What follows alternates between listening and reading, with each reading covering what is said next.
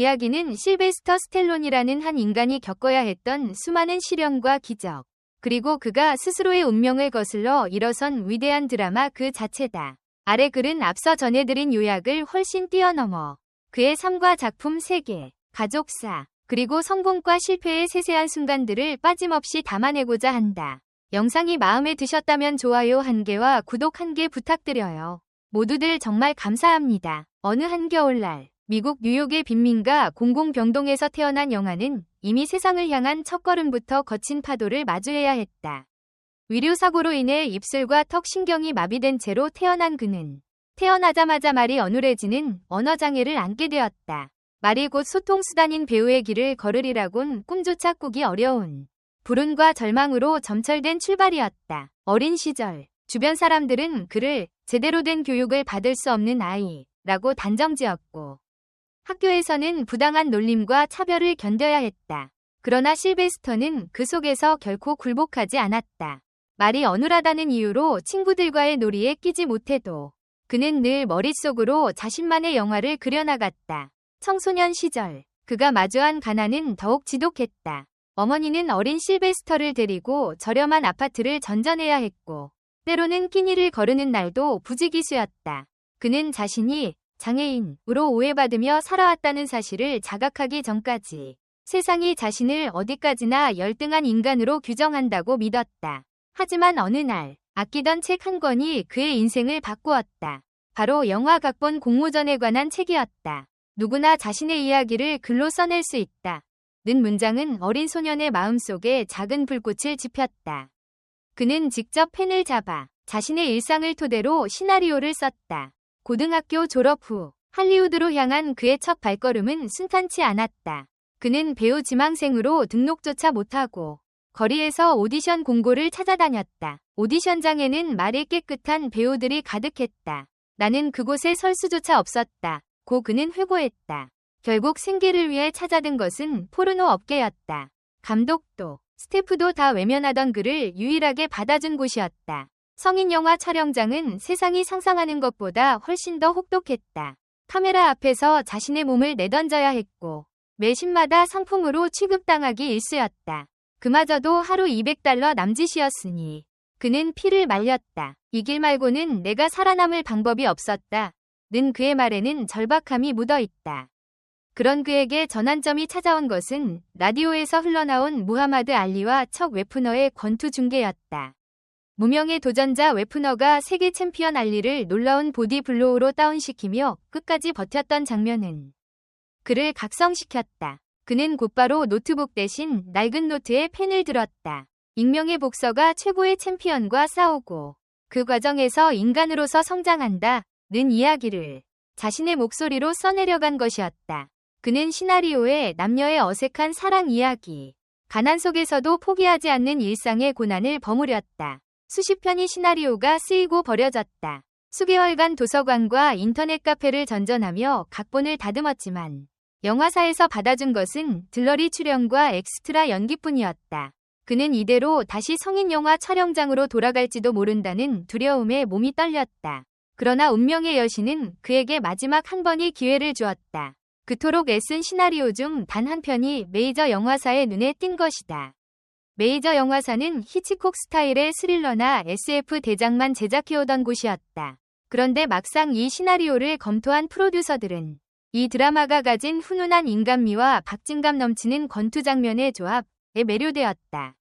문제는 주연이었다. 영화사는 알파치노, 로버트 레드포드 같은 톱스타를 염두에 두었지만 스텔론은 단호했다. 내가 쓴 이야기이니 직접 주인공을 연기하겠다. 그는 각본 판권 2천만 원이면 충분하다며 몸값을 스스로 낮췄다. 결과적으로 영화사는 이 무명 배우가 주연을 할 경우 예산이 획기적으로 절감된다.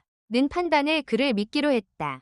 제작비는 원래 예산의 절반에도 미치지 못했다. 스케이트장 데이트 장면은 엑스트라 동원 비용이 없어 텅 빈 야외 스케이트장에서 혜성처럼 촬영됐고 미술관 계단 장면은 새벽 4시 몰래 촬영해야 했다. 칠면조 쟁탈전 장면은 한 마리뿐인 칠면조를 여러 번 재활용해 찍었다. 그러나 이러한 제약들은 오히려 현실감을 살리고 관객의 마음을 움직이는 명장면으로 탄생했다. 1976년 개봉한 로키는 제작비 대비 200배가 넘는 흥행 수익을 기록하며 아카데미 작품상에까지 올랐다. 나쁜 촬영 조건이 오히려 영화의 생명력을 살렸다는 평이 지배적이었다. 필라델피아 미술관 계단은 전 세계 팬들의 성지가 되었고 로키 계단을 뛰어오르며 만세를 외치는 장면은 로키하다는 신조어로 남았다. 그러나 스텔론의 삶은 성공 직후에도 고난의 연속이었다. 영화사와 가족 사이의 갈등은 상상을 초월했다.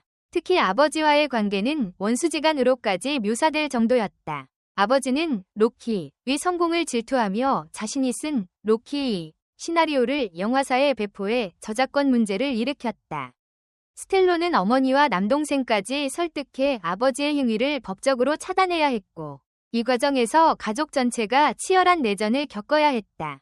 또한 관객과 평단의 기대에 부응해야 한다는 압박감은 스텔론을 밤잠 설치게 했다. 투쟁의 날들은 혹평을 면치 못했고 그가 감독 각본 주연을 맡은 프로레슬링 영화는 상업적 비평적으로 모두 실패했다. 그는 연이은 좌절 속에서도 포기하지 않았다. 그리고 마침내 2년 만에 완성한 로키는 전편의 버금가는 흥행과 작품성을 인정받으며 속편 흥행 역사를 새로 썼다. 세상의 편견은 나를 꺾지 못한다 는 메시지를 전 세계에 각인시키며 그는 진정한 아이콘으로 우뚝 섰다. 이후 그는 람보 시리즈를 통해 전쟁의 허무와 트라우마를 깊이 있게 그려냈다. 실제 베트남 전쟁 참전 용사들의 경험을 치밀하게 리서치해 각본에 반영했고 캐릭터의 내면적 고뇌와 외적 싸움을 균형 있게 묘사했다. 특히 원래 3시간 30분이던 초고본을 스스로 판권을 사들여 93분으로 압축 재편집함으로써 전장의 참혹함과 주인공의 고통을 함축적으로 담아냈다. 그 결과 람보 1편은 데이트를 기록했고 37년간 5편에 걸친 시리즈로 이어졌다. 하지만 스텔론의 개인사에는 여전히 비극이 그림자를 드리웠다. 그는 어린 시절 반려견을 팔아 생계를 유지해야 했고 로키 성공 후에는 전 재산을 들여 그 반려견을 되찾으려 애썼다. 그의 자녀들 또한 고난을 겪었다. 첫째 아들 세이지는 로키5에 함께 출연할 만큼 아버지와 각별했지만 30대 초반에 약물 과다 복용으로 세상을 떠났다. 부검 결과 동맥경화에 의한 급성 심장마비였지만 세이지의 죽음은 스텔론에게 평생 지울 수 없는 상처를 남겼다. 셋째 아들은 자폐 스펙트럼 진단을 받았고 사회로부터 많은 오해와 편견을 견뎌야 했다. 3번이 결혼과 2번이 이혼, 그리고 다시 맺은 부부 관계 속에서 그는 가족이 곧 나의 힘임을 깨달았다. 40대 초반, 19살 연하의 제니퍼 플라이와 재혼해 3딸을 얻었고 이들 모두 할리우드 2세로서 뛰어난 미모와 재능을 인정받았다. 그러나 25년 만에 찾아온 이혼 위기 속에서도 다시금 가족의 소중함을 느낀 그는 리얼리티쇼 더 패밀리 스텔론을 통해 일상과 화목한 모습을 공개하며 더 자주 가족과 함께하는 시간을 택하고 있다. 이처럼 실베스터 스텔론의 인생은 수많은 절망과 기적, 성공과 실패, 사랑과 상실이 교차하는 드라마였다. 한때 장애인으로 오해받으며 살아온 그는 불굴의 의지와 자신만의 이야기를 써내려간 펜 끝으로 마침내 IQ 192 천재 작가 겸 배우라는 찬사를 받았다. 그의 삶과 작품은 지금도 우리에게 묻는다.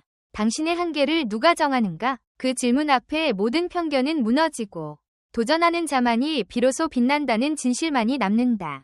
끝없는 도전과 진정성 있는 창작으로 세상을 감동시킨 그의 이야기는 우리 모두에게 가장 강렬한 희망의 메시지를 전한다. 댓글 섹션에 여러분의 의견을 남겨주세요. 영상을 끝까지 시청해주셔서 진심으로 감사드립니다. 앞으로도 더욱 재미있고 좋은 콘텐츠로 찾아뵙겠습니다. 좋아요와 구독, 알림 설정도 잊지 마세요. 다음 영상에서 만나요.